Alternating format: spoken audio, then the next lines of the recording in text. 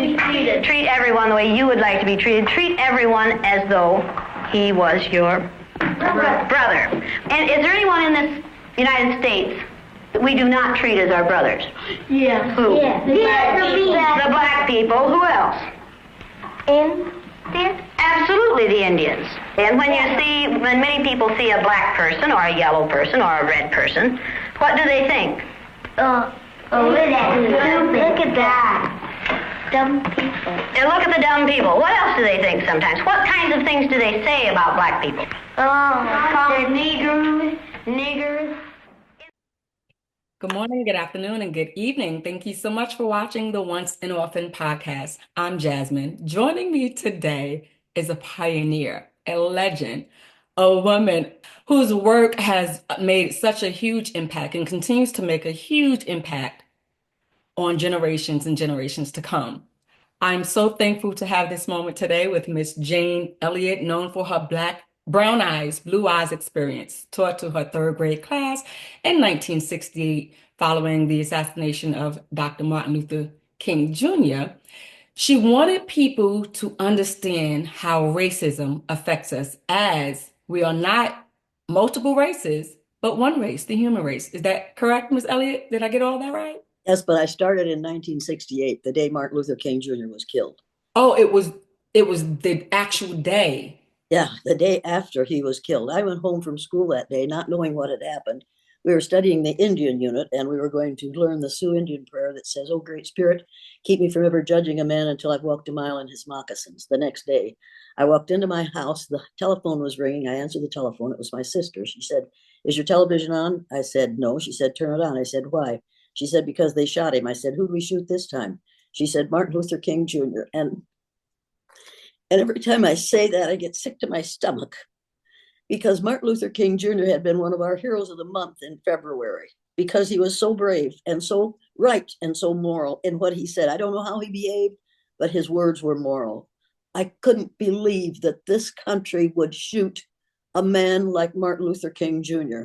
So I got the kids in, got their supper, got them fed, got them to bed, washed and ironed the teepee, spread it out on the living room floor. I was ironing it and watching Walter Cronkite as he interviewed three leaders of the black community. And he said to those three men, don't you Negroes think you should feel sympathy for us white people, because we can't feel the anger that you Negroes can about this killing."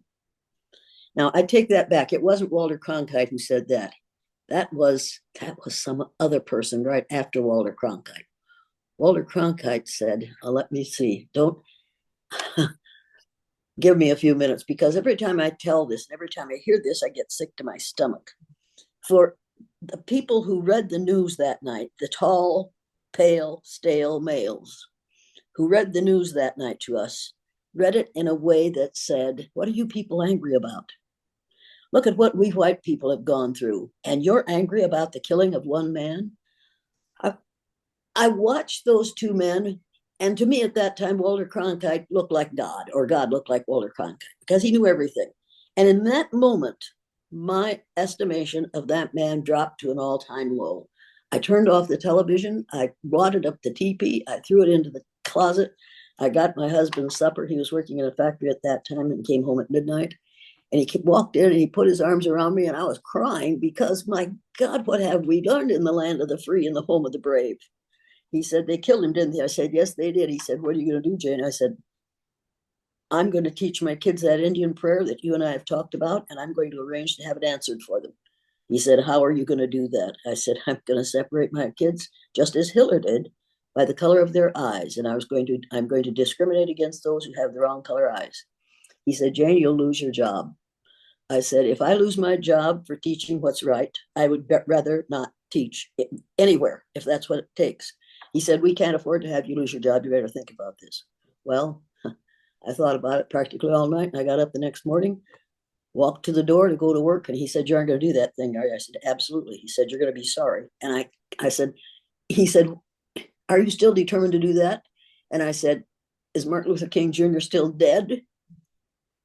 And I walked out quickly, because I didn't want him to see the tears in my eyes and rolling down my cheeks, because I wanted him to support me in this. He did not support me until he saw the film that was made in my classroom 3 years later. And then all of a sudden, he could picture his brown-eyed children in that situation. If we go back, all of a sudden it came to him that I hadn't taught a lie, I taught the truth, and he should have learned it before he married me.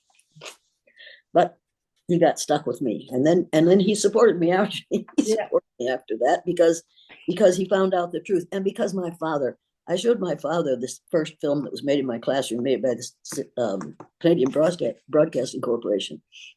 My father was about 59, 60 years old at the time. He was a farmer, had been a farmer, raised 6 kids, lost one. And after it was over, that man stood up, took his red handkerchief out of the back pocket of his bib overalls, blew his nose, wiped his eyes, and said, "I wish somebody had taught me that when I was 9 years old." No psychologist, ever since my father said that to me, no psychologist has been able to convince me that using the blue-eyed, brown-eyed exercise in order to give children the opportunity to learn how it feels to be on the receiving end of that crap, so that they won't allow another person in their presence to be on the receiving end of crap that is based on somebody else's lack of knowledge about physical characteristics over which we have no control. So many people still think this is okay to live in racism, to live in this.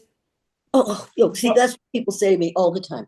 You don't have to do that anymore, do you? There's no racism in the United States of America. And I say, wait a minute. How the hell long have you been dead?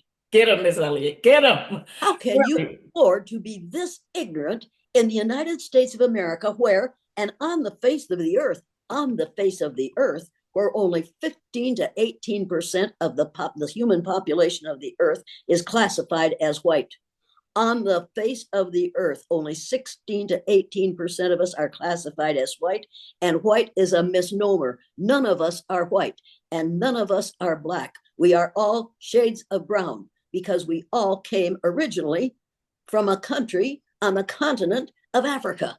And the only reason I look like this is because some of those brilliant dark brown people left the continent of Africa and traveled to populate every landmass on the face of the earth. Every person living on this earth today is one of their descendants. And we've got to get that into people's heads. We've got to realize that there's just one race on this earth. It's the human race. We're all members of it. Those brilliant humanoids managed to outnumber, outlast, outlive all those other humanoids. All that's left are Homo sapiens. You and I are 30th to 50th cousins. For the love of God, and that's another thing. I got kicked out of the Methodist Church in Osage for calling God she during the service. Well, as you see, I think God is a spirit and has neither gender nor color. But all but one book of the Bible was written by men. So it's written from the male point of view. However, how do you get a male without a female? The people. You're right. Who came up with names for people? They called men males, and then in order to find a word to describe women, they had to add the chemical symbol for iron, Fe, to the word male. A woman is a man with iron added. Come on, people. If we could just, if we could just get over if we could just teach these 3 things. Number 1, without what we call blacks, there would be no what we call whites, period. Number 2, without women, there would be no men. Number 3, without the Jews, there would be no Christians or Muslims. Now, if we could teach those 3 things, that would do away with racism, sexism, and anti-Semitism. And then we'd have time for all the rest of those isms that we so treasure and so practice so constantly. Like heightism and weightism. The whole thing is just totally ignorant. Totally ignorant. We spend more money on education than any other country in the world. And we don't learn anything. We learn the wrong thing. We learn that Columbus discovered America, but he was met by people who lived here. And how do you discover a place where people are already living? They discovered it before you got there. And we still celebrate the day.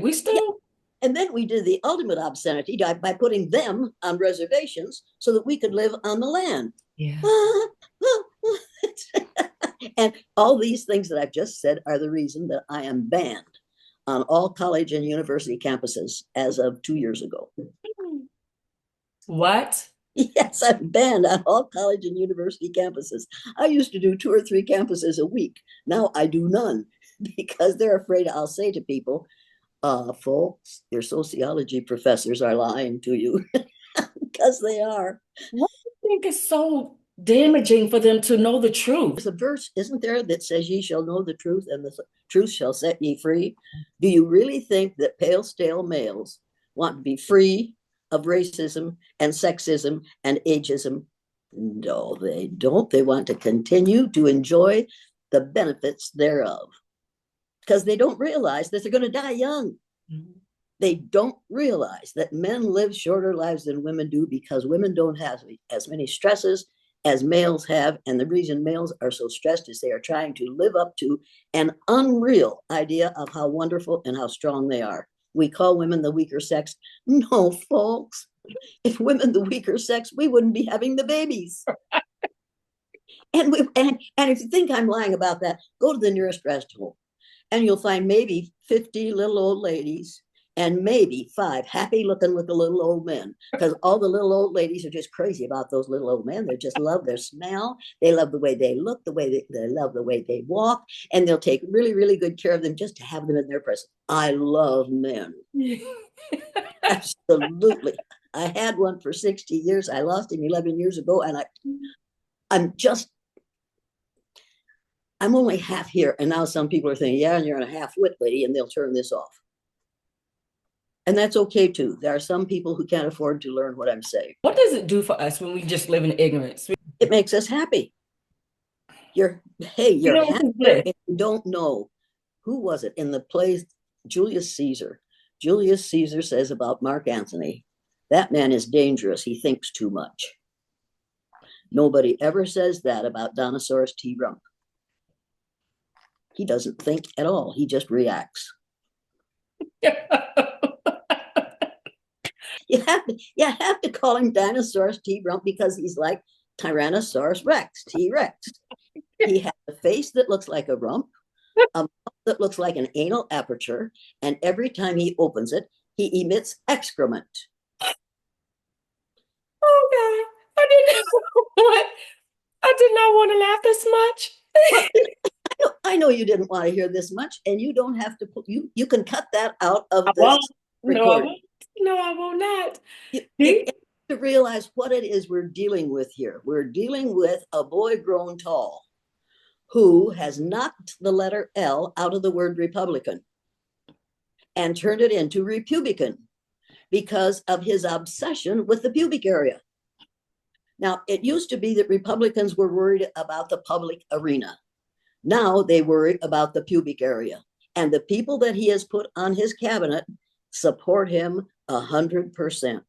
That is terrifying for women. It's dangerous. But it is extremely dangerous. You see, 91 years ago, I watched my father ranting and raving about what Adolf Hitler was doing.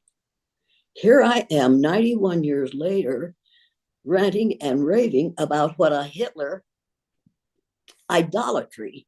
No, that's not what I mean.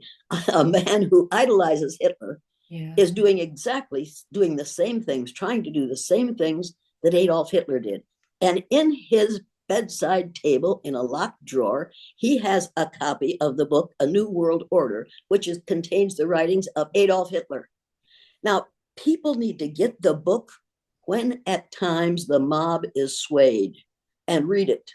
Because in that book, I think on page 20, in the next to the last paragraph, you will read that very fact, that is what Donald Trump read as a young man, and it is what he is repeating now. Just today, I heard him say something about a new world order.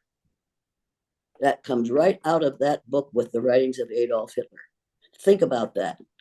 You don't know how to think about that because you weren't alive when Adolf Hitler was working, right, and when he was trying to destroy the world and to make it over into his image. I remember that. That's the reason I'm dangerous, and that's the reason I'm banned on college campuses.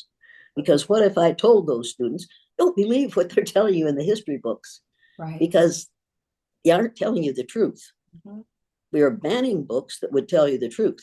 We're banning movies that would tell you the truth. We're banning speakers who would tell you the truth. And I'm one of those speakers. Now think about this. We banned the books by Mark Twain and Alice Walker and Dostoevsky and Jane Elliott. Now that puts me in really, really good company, but it doesn't do much for my economic growth. Mm-hmm. It's okay. Eventually, we're going to have this. This is going to turn around because we have no choice. We are not going to go back to 1933 in this country. People are not going to give up their televisions. But Marshall McLuhan told us in the late 50s, keep your kids away from television. It will ruin their minds. I thought, what a terrible thing to say. And now I think, oh my God, why didn't we listen to him? Why didn't we listen to Marshall McLuhan? Everybody look up Marshall McLuhan, find a book written by him, and read what he says about television and children's minds. Anyway, I'm sorry. Would you like to ask me a question? No, no, don't apologize. This is good. 91 years old. Oh my God, what a blessing. But you came up during a time, Miss Elliott, where it was okay to hate, people with darker skin. In fact, it was encouraged. It wasn't just encouraged, it was required. We were told, my father said to us, and there were 6 of us left, don't be bringing any pickaninnies into my house as grandchildren. And then he saw the film that the Canadians made. And then his mind, he turned completely around. He said, by God, I've been wrong. I said, yeah, Dad, you've been wrong about this. Probably wrong about several things, but you're sure wrong about this. So when you grow up as a little girl and you're hearing your own father use those words, what was the thing for you that made you say, no, Dad, that's not right. I'm not going to follow that. Oh, I met this lovely brown-eyed man, Scottish man. Oh, God. He looked just like Marlon Brando, and he was absolutely adorable. I thought he was about 25 years old. I found out later he was 8 months younger than I was. But he had been working ever since he was 14.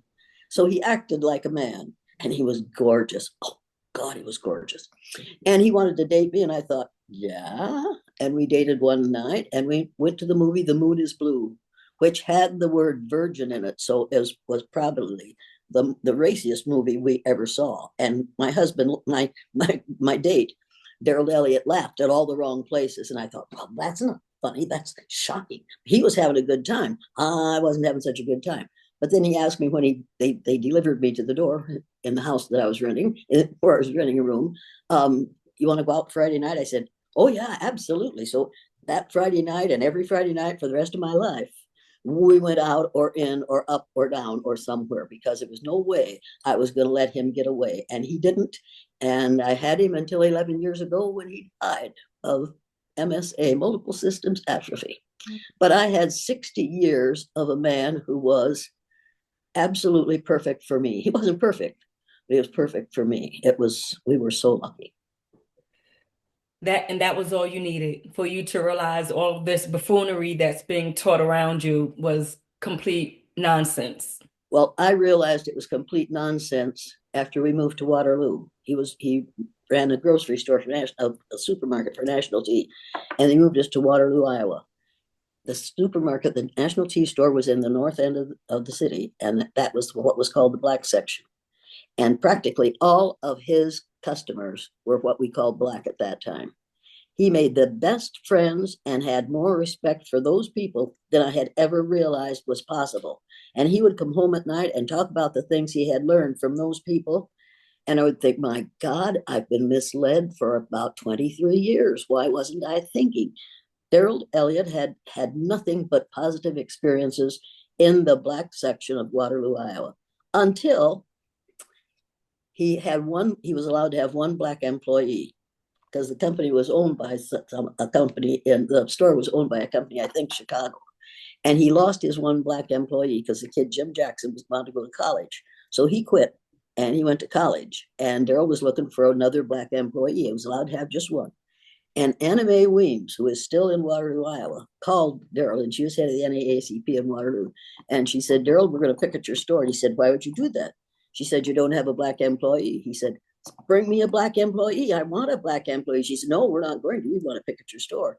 So she picketed his store, and only, I think, 3 or 4 people picketed. So it wasn't successful. But the district manager at that time decided he'd get even with the woman who brought the picketers in. He informed the National Tea that they should close that store. They closed that store, which was the only store in the north section of Waterloo, Iowa, and built another store, a beautiful big store, across the river on the west side of town, which those customers couldn't get to because many of them didn't own cars. That store was within walking distance of their home. So Daryl said, don't put it there. You'll lose all your customers. This guy said, no, we're moving it to the west side. That's what they did. They had no customers. Daryl lost his job because the store wasn't making any money. We moved back to Riceville, and when we moved back to Riceville, I moved back to Riceville knowing more than I wanted to know about people who treat people positively or negatively on the basis of their own ignorance about skin color. That man's ignorance about skin color cost the people in the north end of Waterloo a good supermarket, cost my husband and me a good home, cost our kids the opportunity to live with a whole lot of people who are different from themselves. Because once we moved back to Riceville, everybody looked just like we were used to. It was not the same at all. When we came back, it wasn't the same. And these were the times that you came up in. Now, when you look around, it's the same, but it's different. People, It's worse now, because at that time, I could get away with doing the blue-eyed, brown-eyed exercise in my classroom. Because when people complained about it to the superintendent or the principal, the superintendent said, she's doing the right thing. How can I fire her for doing the right thing? What she's doing is right. Today, if I did that same thing in a classroom today, I would probably lose my job, and I might lose my life. But at that time, you see, when I was in high school, all the male teachers and one of the female teachers had gone through the Second World War. So they came back to teach pimply-faced people the truth so that we would be a different kind of person than they had been trained to be through their high school and elementary. We were so lucky to have people like Robert Wolf and Walter Edwards for teachers, because they had gone through the Second World War and they knew things that none of our parents knew. It was just, I was just in a very, very fortunate situation there. you've seen so much in your life, Miss Elliott. It's amazing to know that you can still have the same passion that you did 57 years ago. Is that what you said? A whole lot more passion than 57 years ago, because now I have people regularly calling me and saying, I saw your film. Thank you for what you did. You could make a difference. Mm-hmm. And I also have people who write to me and say, you BITCH. And I don't mind when they call me the B word, because for me, that B word is an acronym for being in total control, honey. Get him, Miss Elliott. Get him. You've been called the B word by some male who wants to control you, and the only way he can control you is by calling you a bitch. And when you hear it, you're going to say, thank you very much, you idiot. Don't you realize that that's an acronym for being in total control, honey?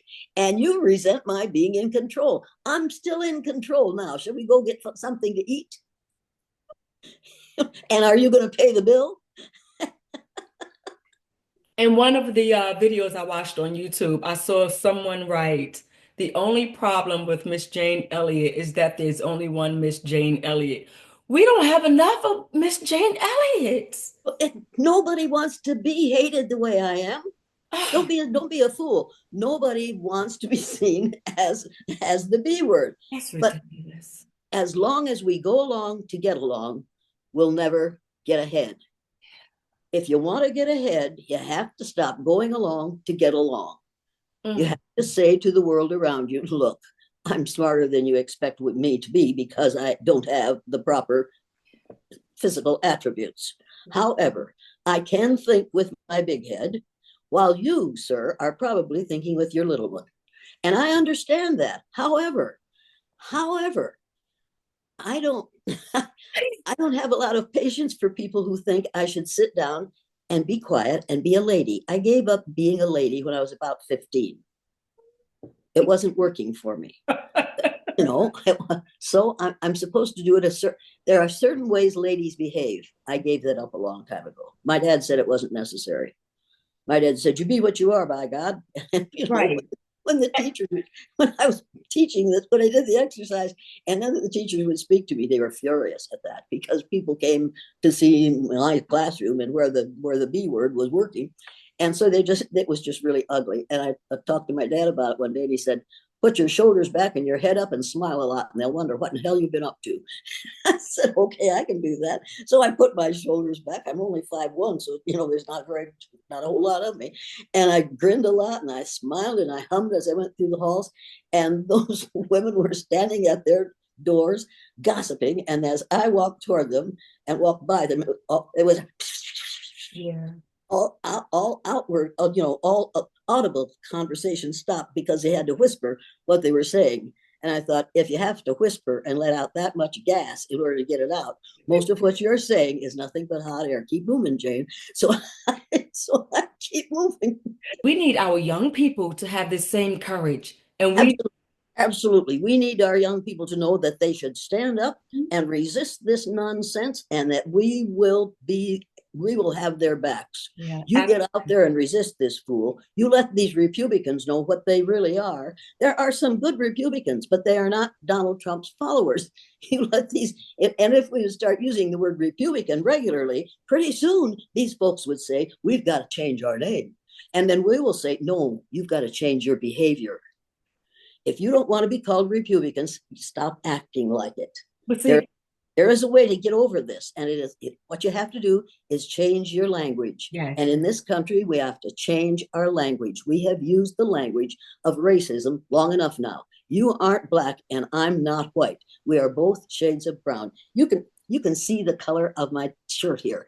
It's white. You can see where my skin ends and my shirt begins. I can see where your hair ends and where your skin begins. It is time to stop using the language of the 14 and 1500s and get into the 21st century. Would that make sense to you? That will make a whole lot of sense to me and so many others. I just don't understand why it's 2025 and we haven't done it yet. Well, because racism is an extremely profitable enterprise. That is true. We make a lot of money using true. people against one another. Yeah. We make a lot of money fighting wars over oil that we prize because we think it's good because it's black.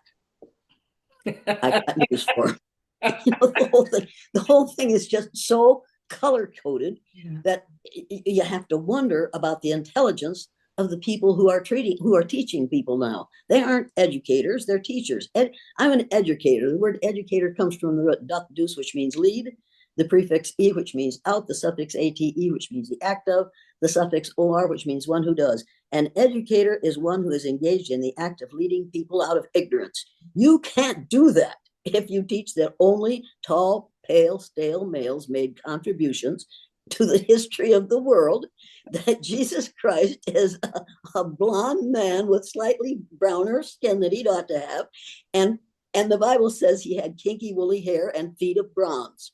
Now, we don't want to kneel and pray to someone who has kinky woolly hair and skin like yours. We can't do that. So we just changed Jesus into something that we can accept. Think about how really ridiculous that is. We hold that Bible up and we tend to absolutely discount the words that say Jesus had kinky woolly hair and feet of bronze, because we don't want Jesus to look like that. Right. Well, one of the main differences between people who look like me and people who look like you are when people who look like me and call themselves white come into a new environment, they immediately adjust the environment to fit their needs. We did it as colonists. We did it as adventurers. We did it as believers in God. We changed Jesus into something that we can pray to. Now think of how ignorant we have to be to do that. You know what's sad about that, Miss Elliott, is the fact that we do that and we are Jesus Christ believers and we practice hatred. Oh yeah, we don't, the 10 Commandments.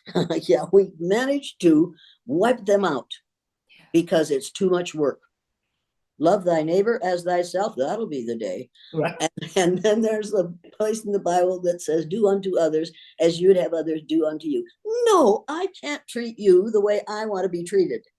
I have to do unto others as they would have me do unto them.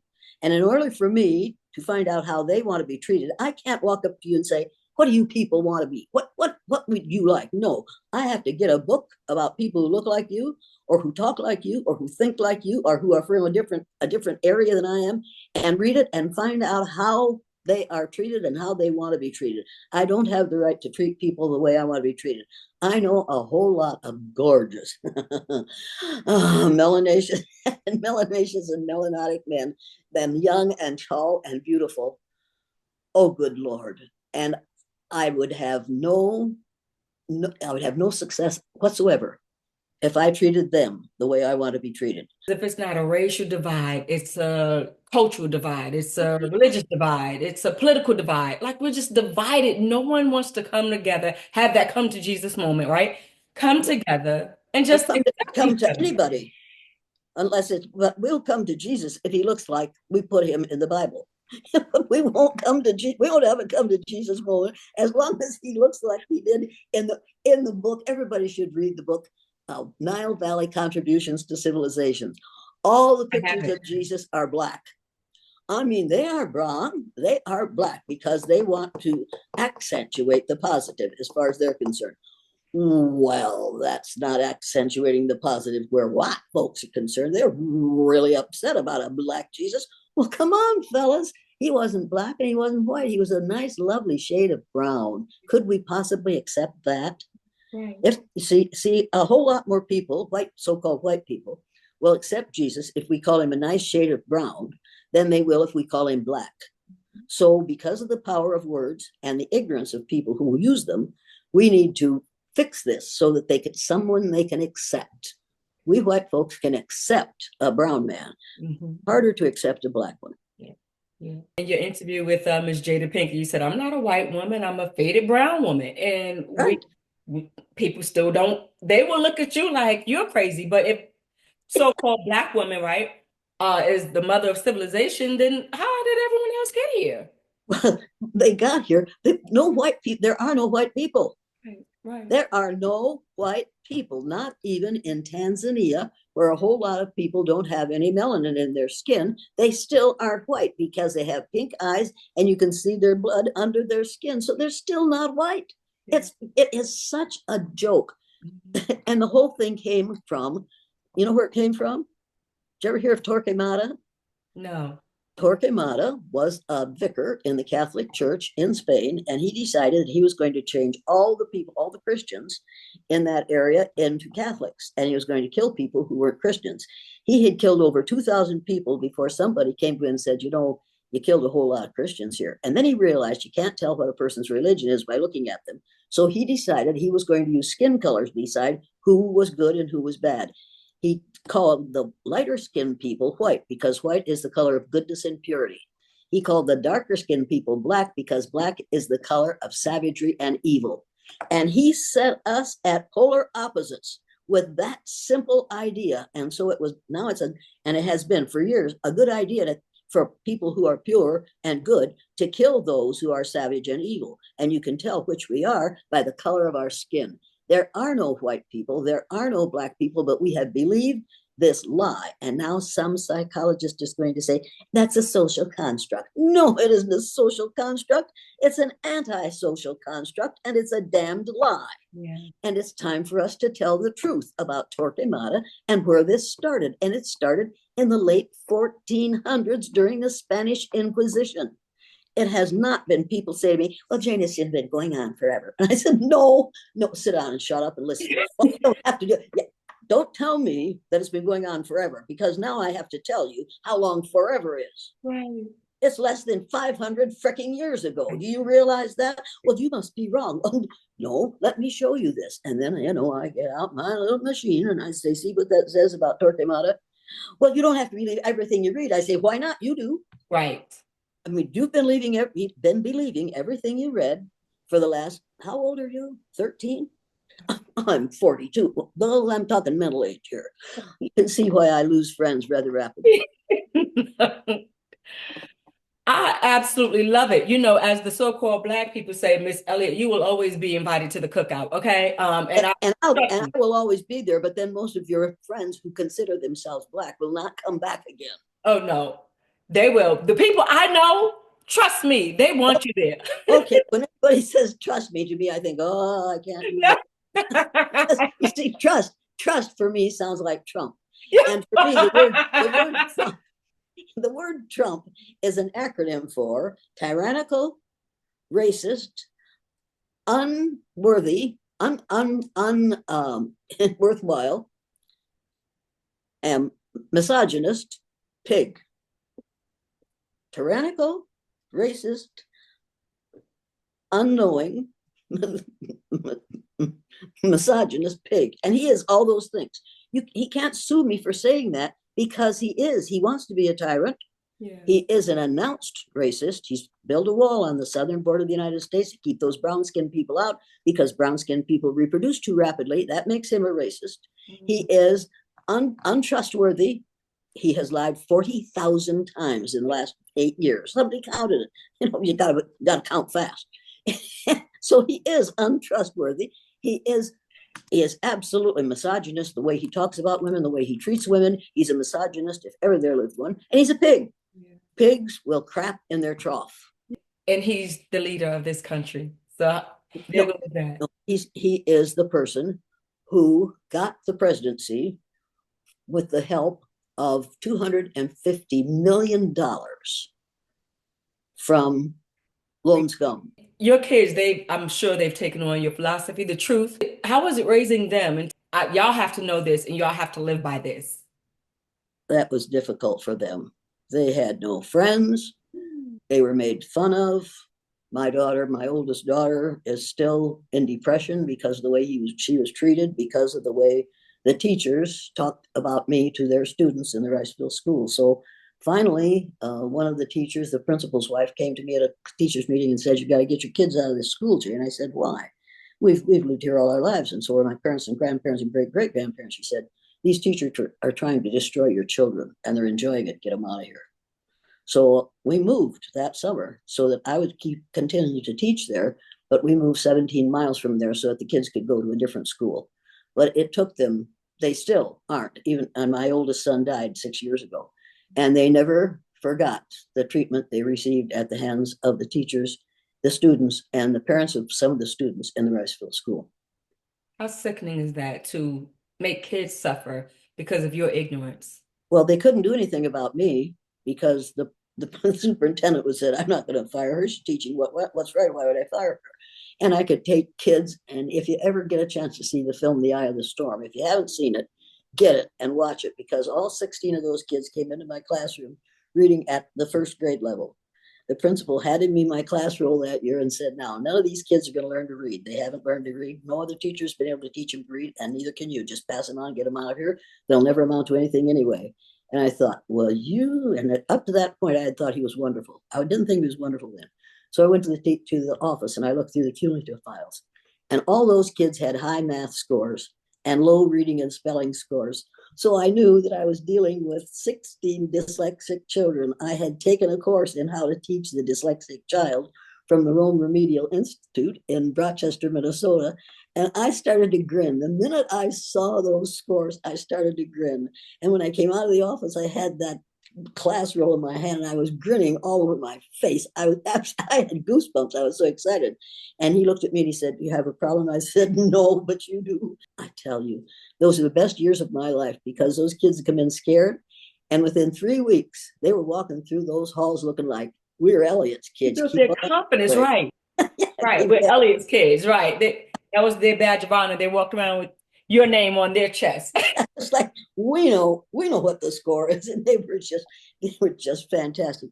If I were teaching now, I would have on my wall, and every teacher should have on their wall, the preamble to the Constitution of the United States. It says, "We, the people of the United States, in order to form a more perfect union, establish justice."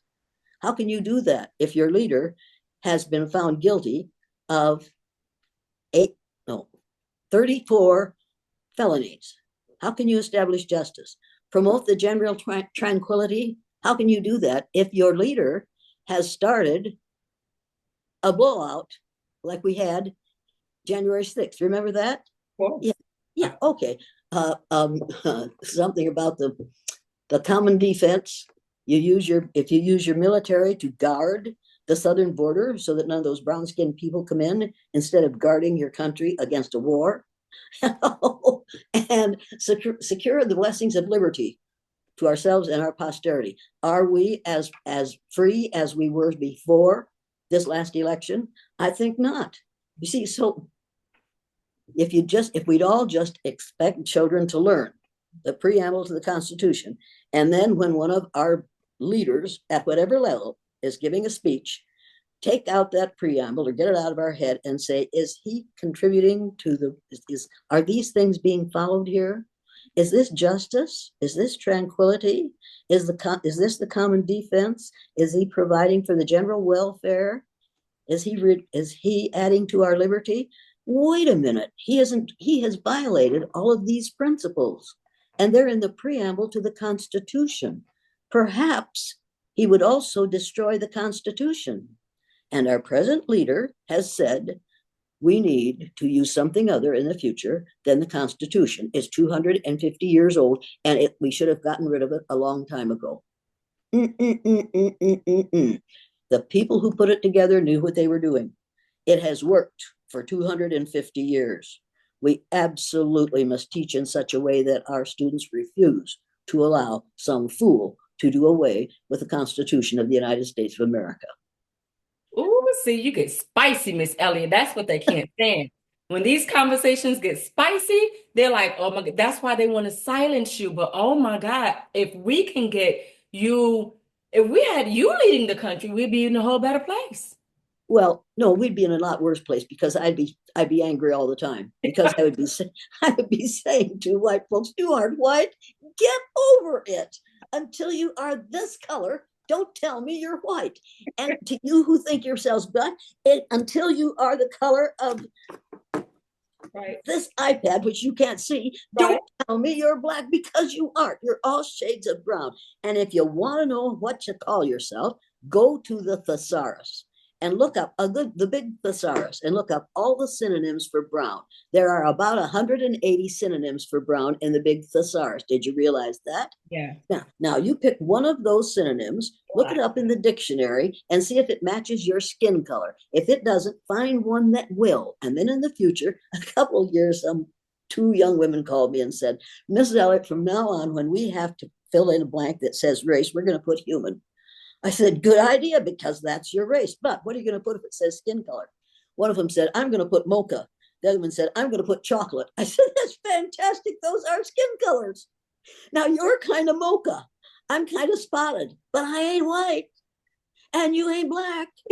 So, let's get real here. I can see where the stripes on your shirt end up and where your skin begins. So exactly. I know you are black and I'm not white. So it's all right for us to be together as members of the same race and the same color group. Yeah. And to your point, Miss Elliott, when I think about people who are from India, their skin color's 2-3 shades darker than mine. But they are still members of your race. Right. And so, but my point is, when we start differentiating between black, white, Indian, this, that, and the other, well, is my skin black? If my skin is black, then what does that make him? If he's from India, his skin is darker. You have a right to declare your culture. Right. But you don't have a right to decide that you are black because of that culture, because you aren't black. There aren't, even in the dictionary, it says, for the definition of black, it's very, very dark brown to almost black, but not black. People do not come in black and white. But we come from different countries, and different cultures. And we have a right to declare our culture, our country, and our race. And we're all the same race. No matter what your culture, you're still a member of the human race.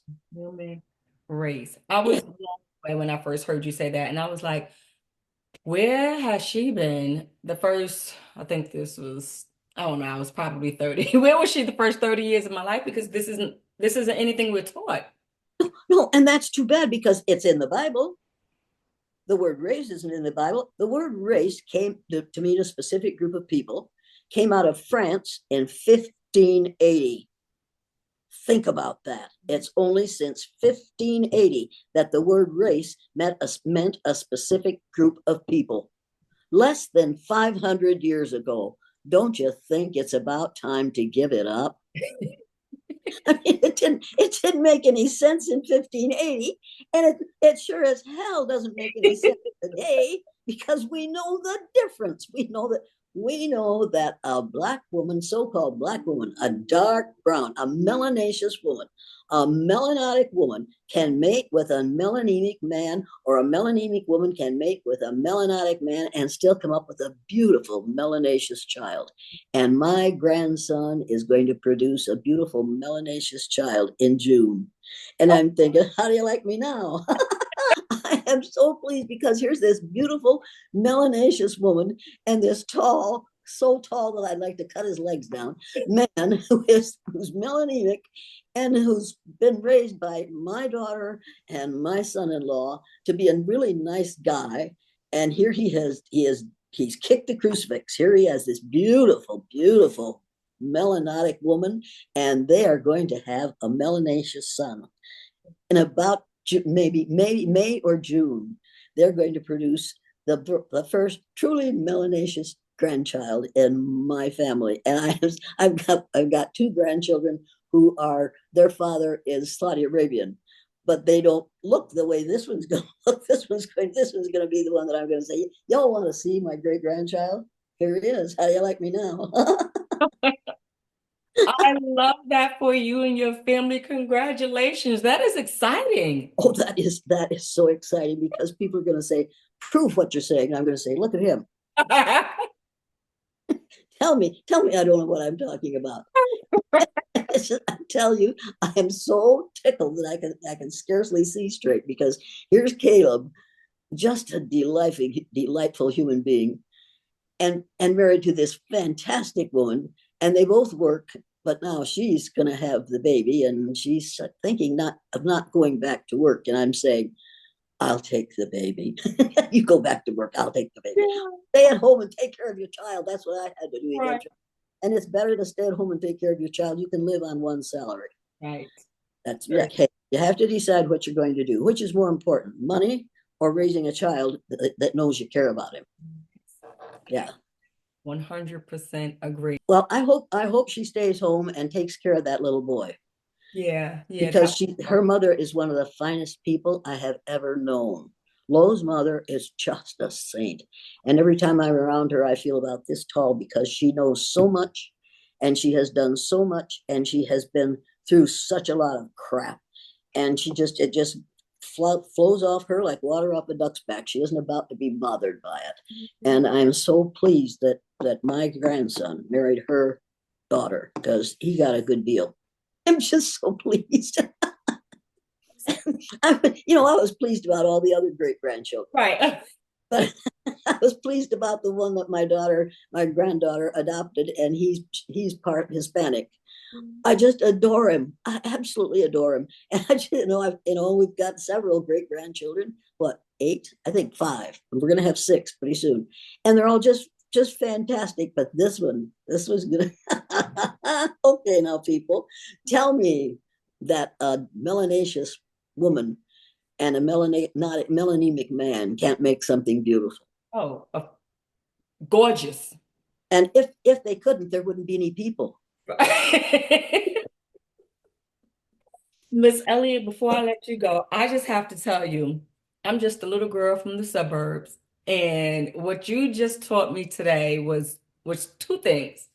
1, you never stop dreaming. 2, dreams do come true, because I am honored to sit here, even virtually, in your presence and have this conversation, because you are one amazing, such a super duper amazing human being. And I promise. Wait a minute.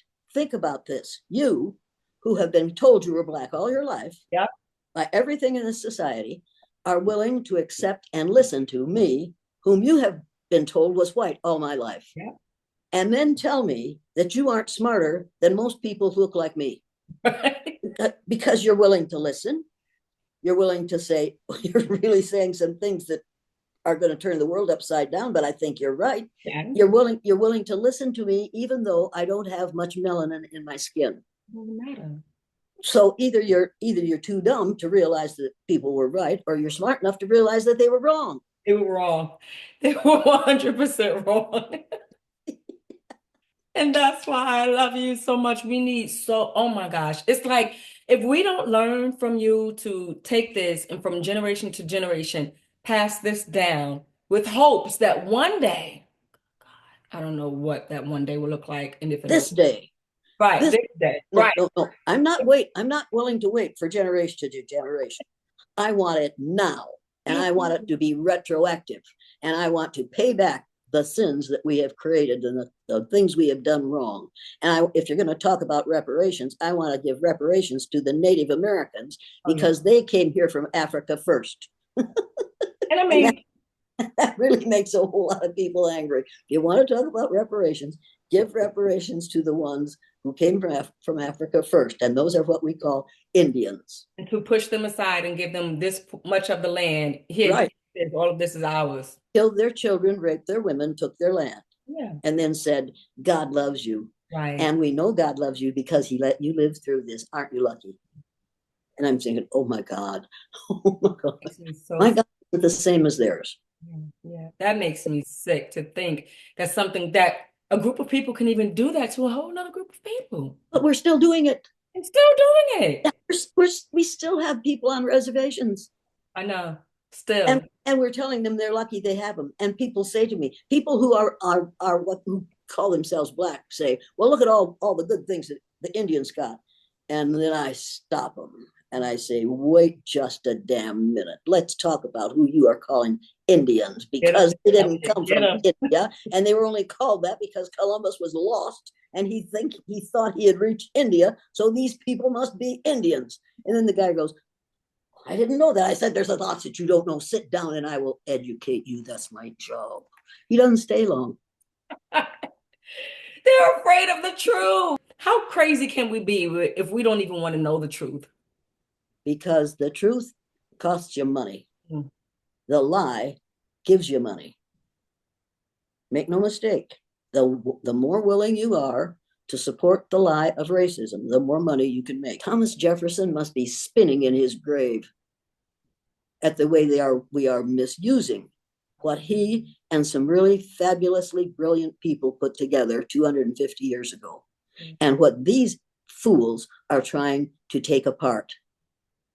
They don't even know which end of the screwdriver to use. It's just, the whole thing is just, what's the matter with you?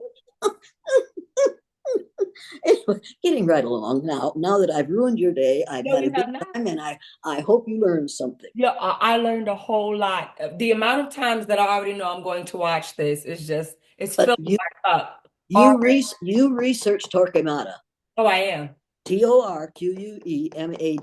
You research that, and the next time somebody says to you that they are black, you need to whip that out and say, and you believe in what this fool told you?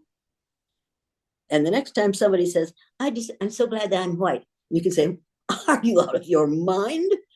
Are you the color of snow? Because if you are, we'll bury you in snow. And we won't even notice that you're gone because you'll be the color of the area. How'd you like that? It's like, how can you rob me of my self-image? Yeah. Because your self-image is a lie. It's based on a lie. It's not based on a social construct. It's based on a damned lie. And it's time to give it up.